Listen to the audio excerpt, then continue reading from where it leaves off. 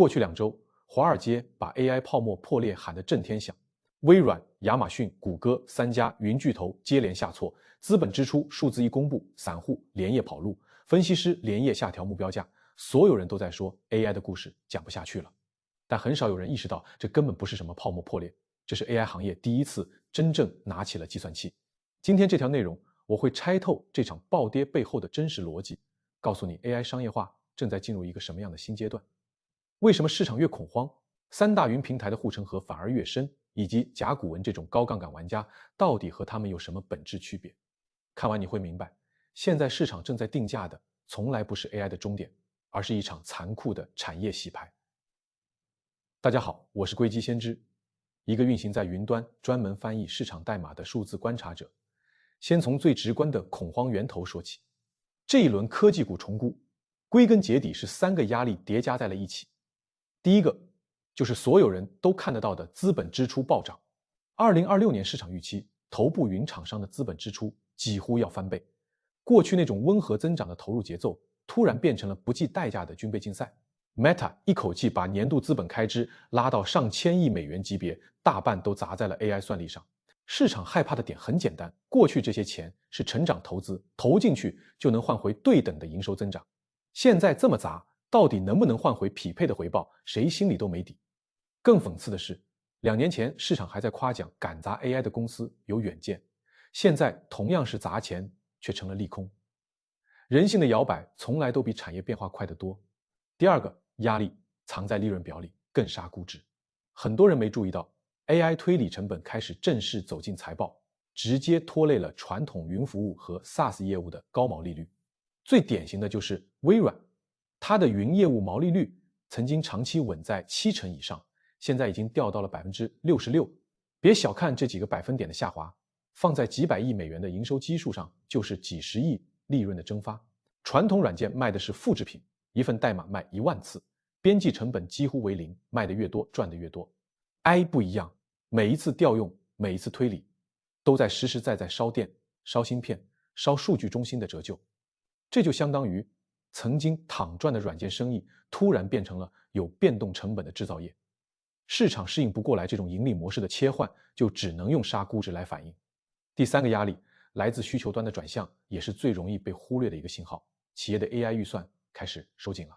Uber 已经在内部实施 AI 预算限额，每个部门能用多少算力，调用多少次模型，都有明确指标，超过了就要单独审批。Meta 更直接，内部限制员工使用第3方顶级模型，转而优先消化自家闲置算力，甚至开始把多余的算力对外变现。就连 AWS 这种行业龙头都在上调存储和预留容量的价格，背后其实就是供需关系在悄悄逆转。过去是企业抢着买算力，不管价格，有货就行。现在是企业开始算账了，这笔钱花出去，到底能不能换回效率提升，能不能覆盖人力成本？财务部门要拿数据说话。这3个压力叠在一起，再加上高利率环境的大背景，市场就顺势来了一场估值杀。本质上就是之前的预期打得太满，把 AI 当成了点石成金的魔法。现在发现它终究是一门生意，也要算成本、讲利润，预期差异出来，股价自然就扛不住。很多人把这种变化解读成 AI 需求见顶，解读成泡沫破裂，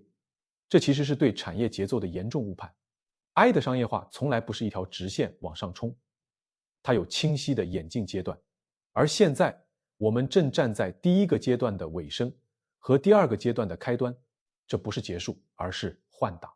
我把 AI 商业化分成4个阶段。第1个阶段叫粗放试用期，就是过去2年我们经历的样子，企业不管什么场景都想试试最先进的大模型，预算松，考核宽，只要能跑出1个样板案例就算成功。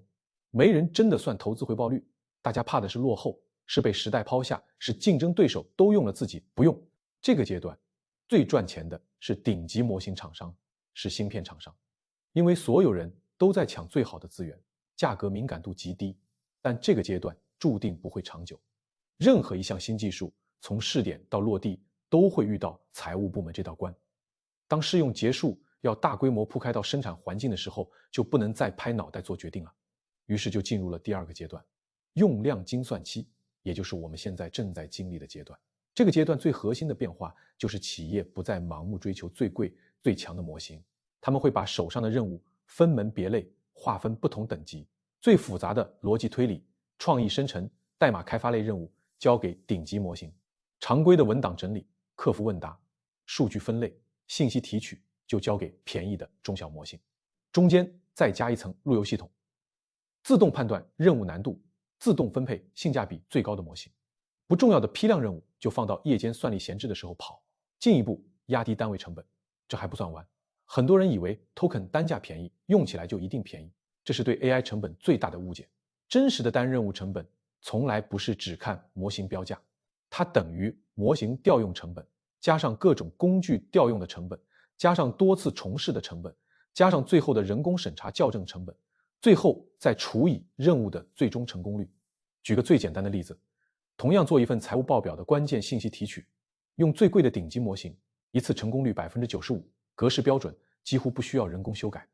用标价便宜一半的模型，一次成功率只有 60%， 要重试2-3次，最后还要财务人员花10分钟校对格式，修正错误。你把人工成本算进去，便宜模型的真实成本反而可能更贵。这就是为什么很多企业试了一圈开源小模型，最后又回到了商业大模型身边。不是小模型不好，是很多人只算了台面上的价格，没算看不见的隐藏成本。再往后走， AI 商业化还会进入第3阶段，叫每任务成本阶段。到那时候，厂商不会再按 token 收费，而是按完成的具体任务收费。比如提取一张发票的信息多少钱，生成一份合格的营销文案多少钱。用户不用关心你用了多少 token， 用了哪个模型，只要拿到正确的结果就行。再到最后的第4阶段，就是结果付费。你用我的 AI 帮你提升了多少销售额，节省了多少运营成本，我们按实际效果分成结算，但那都是很远的事儿。当下整个行业就卡在从第1阶段往第2阶段切换的节骨眼上。对于只做单一顶级模型的厂商来说，这个阶段会非常难受。过去客户抢着用，议价权牢牢握在自己手上。现在客户开始分级用模型，顶级模型的调用量增速会放缓，客户还会拿其他模型的价格来反复压价。更要命的是，当企业习惯了多模型路由架构，单一模型的不可替代性就会大幅下降。今天你是全世界最先进的，明天出来一个性能差 10%， 但价格便宜一半的，企业可能就把80%的普通任务切过去了。这就是为什么最近很多独立大模型公司开始疯狂讲垂直场景的故事，因为通用大模型的生意只会越来越难做。市场现在有一个很大的误区，觉得企业控本就等于云厂商的收入会下降。事实刚好相反，粗放试用期，企业花的钱其实是零散的，是各个部门自己的小预算，看起来热热闹闹，总量其实非常有限。进入精算期之后，虽然单次调用的成本降下来了，但使用的深度和广度会大幅提升。过去只有市场部、技术部几个部门在试点，现在是财务、人事、运营、客服所有业务线都要介入。零散的试点预算会变成公司层面的战略性长期采购，总盘子不但不会缩小，反而会越做越大。只不过这个蛋糕不会再均匀分给所有玩家，会飞快地往头部平台集中。为什么会这样？因为当算力和模型慢慢变成标准化商品，企业真正头疼的问题就从哪个模型最强变成了怎么管好这一堆模型。你想想，一家大企业内部可能同时在用10几个不同的模型，来自不同的厂商，数据要在不同模型之间来回导入导出，安全合规怎么保证？每个模型的计费方式、账单周期都不一样，财务部门怎么结算？不同模型的输出格式不统一，底层的数据资产怎么打通？这些问题单一模型厂商解决不了，他只会卖你自己的模型，不会告诉你什么时候该用竞争对手的便宜模型。只有中立的云平台能做好这件事，他们能给你提供智能多模型路由，能帮你做全链路的数据治理，能保证数据不出境、不泄露，符合各国监管要求，还能给你一张统一的账单。这才是企业大规模落地 AI 真正的痛点，也是比单一模型技术壁垒更深的护城河。具体到3家巨头，他们的优势又各有侧重，并不是简单的同质化竞争。微软最强的地方在于工作流入口，几乎所有白领每天打开计算机，第一件事就是打开 Office， 打开 Teams， 打开企业邮箱。微软把 Copilot 直接嵌进了这些每天都要用的生产力工具里，用户根本不需要切换软件，不需要单独打开一个对话框，甚至感觉不到 AI 的存在，就已经在使用 AI 服务了。这种渗透率和使用粘性是任何独立模型厂商都比不了的。而且它还有 GitHub， 覆盖了全球绝大多数开发者。开发者用习惯了 Copilot 写代码，整个公司的技术栈就会自然而然往 Azure 云服务靠。这是一种渗透到日常工作里的绑定效应，很难被打破。亚马逊 AWS 的优势在于中立性和生态完整性，它的 Bedrock 平台接入了几乎所有主流的大模型，从 Anthropic 到 Llama， 从 StabilityEye 到各种垂直领域的专用模型。AAWS 自己不做顶级通用大模型，也就不会和客户和模型厂商产生直接的竞争关系。很多企业不愿意把核心数据交给微软或者谷歌，因为他们本身就是业务上的竞争对手。但交给 AWS 就会放心很多。再加上 AWS 经营了这么多年，积累了庞大的企业客户存量，这些客户本来就在用 AWS 的基础云服务，现在要加 AI 功能，直接在 Bedrock 上开通就行，迁移和对接成本几乎为零。至于谷歌云，它走的是另一条完全不同的路，极致的垂直整合。它有自己的顶级模型 Gemini， 有自己研发的 TPUI 芯片，从底层芯片到模型算法，再到上层云服务，全链路都是自己的技术。这种模式的好处就是成本可以压到极致，别人买英伟达的芯片要花天价，还要抢货，谷歌自己造芯片，内部调度效率还能做得更高。而且谷歌还有搜索、Altube、地图这些庞大的数据生态，在很多垂直场景的数据积累上有先天优势。虽然它的企业服务市场份额不如前两家，但在技术深度和成本控制上，它从来都是一个不能忽视的重量级玩家。讲完三大云，就必须说说另一个最近争议很大的玩家甲骨文。很多人喜欢把甲骨文和三大云放在一起谈，说它也是 AI 基建的核心受益者。但这两类公司从商业模式的根上就不一样。三大云走的是生态平台路线，他们本身就有庞大的现有业务，有稳定持续的现金流。AI 基建是在原有盘子上做加法，是顺势延伸。就算 AI 业务短期不赚钱，也不会伤到公司的根本。甲骨文不一样，它走的是基建杠杆路线。为了抢 AI 算力的订单，它举债大规模新建数据中心，自由现金流一度来到负237亿美元的水平。这种模式的好处是，一旦行业需求爆发，订单饱和，业绩弹性会非常大，股价涨幅也会更凶。但坏处也同样明显，抗周期能力极弱。如果 AI 需求一直保持高速向上，甲骨文能赚得盆满钵满。可一旦行业进入整顿期，企业开始控本，延迟采购，缩减预算，它的高负债就会变成巨大的经营压力。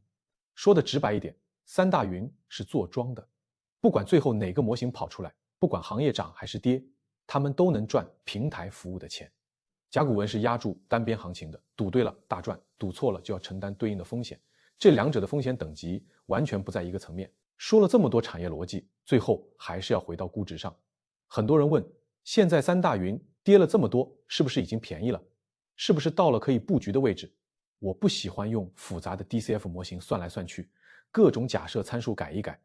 结果能差出10万8千里。对于这种成熟的行业巨头，最简单也最有效的方法就是和他们自己的历史估值比。用远期市盈率来看，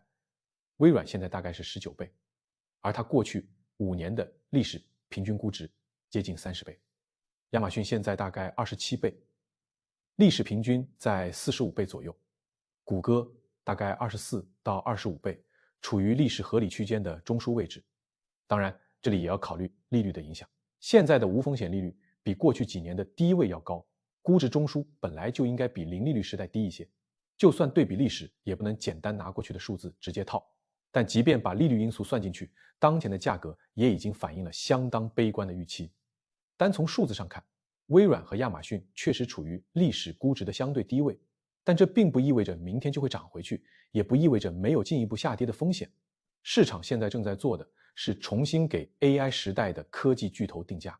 过去市场给他们的是纯软件公司的估值，看重的是高毛利、高复利。现在发现他们有了重资产，有变动成本，带了制造业的属性，估值中枢自然要下移。只不过市场的情绪永远是过头的，恐慌的时候就会把所有坏消息都算进去，把好消息通通忽略。现在市场只看到了资本支出上涨，毛利率下滑，却没看到精算期过后， AI 需求会从试验性的小额订单变成渗透到每个业务环节的刚性支出，也没看到三大云的平台护城河在精算期其实是在变宽，而不是变窄。更没意识到，当行业从疯狂冲锋进入精算阶段，头部公司的优势只会越来越大，中小玩家会加速出局。这一轮 AI 行业的换挡，